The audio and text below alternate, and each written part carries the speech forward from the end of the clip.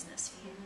So let's move ahead, say 2 years, and say the NBN have announced that Broken Hill's going to get fibre connected. What's one of the most exciting outcomes, say, for Perulia? Matt, from your perspective, what are the more exciting outcomes? Some of the more exciting outcomes would be able to offer my customers a proper, reliable, efficient service. Not to mention the cost savings we would realise just within my own department. I can't give any figures, but not until it actually happens. But even by utilising off-site services for email, certain other services, as well as Active Directory and just infrastructure, basically, there are significant cost savings to be realised. Yeah. What about the Royal Flying Doctor Service, Gary? Productivity improvements, delivery of services to customers, what are the advantages? Well, there's those that you've mentioned. One other is professional education with our health staff. That to encourage them to come to Broken Hill, you've got to support them while you're here. Using current technologies is a bit hard, but if there's a fibre, then video conferencing, both from training and professional training, would be an immense. The health staff like to have that support around them because you have varying degrees of learnings with them. They're continually learning.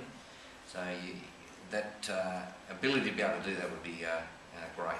Give flexibility and so. Certainly make attracting employees much easier.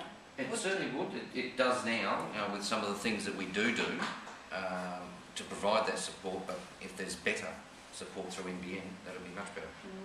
What about EdgeNet? How do you see your customers generally taking advantage? Well, I think we'd see a lot more small businesses start up because they'd have access to online services such as the free ones like Google Apps, etc. And that, I mean, that helps any small business get started up. Then from there, there's educational opportunities, there's professional opportunities for us. I mean, to be able to actually extend our own knowledge through webinars and such things. We're really limited in our ability to get access to education and certification for IT professionals here.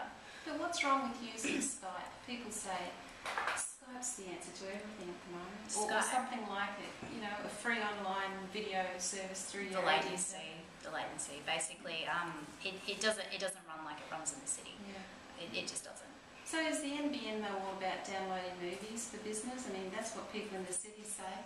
So what do you say to people who say, oh, we don't want to spend a fortune on the NBN because it's only about downloading movies? How do you tell the city folk that it's not about movies? I think if you actually talk to the business community in the city, that they would realise that it's not about downloading the videos. And I mean, that's really what we're talking about here, is the business community.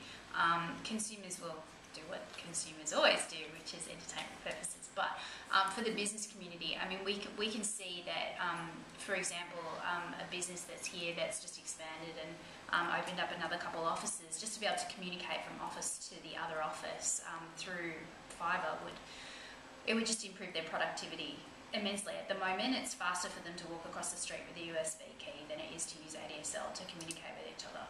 Wow. That's a bit backward, isn't it? Yes. What about social media? We've got a lot of following in town for things like Facebook and Twitter, and you know, people are really excited about these technologies. How much does business engage with these technologies at the moment, and can we grow our economy through new social media activities?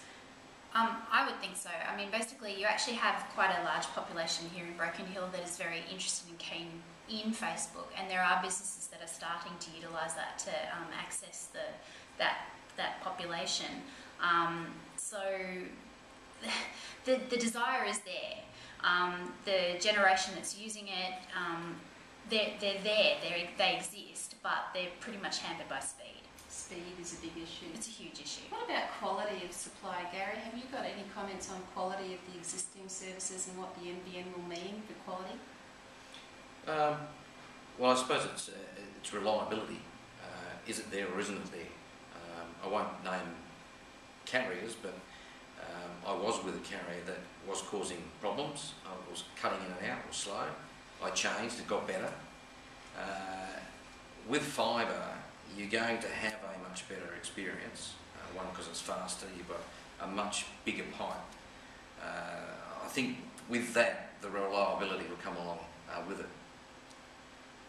Also, the competition in the marketplace is really important for both reliability and the cost. So, because there is one particular carrier who has a monopoly in this area, and it's almost impossible for competitors to get into the marketplace up here and even challenge that at all.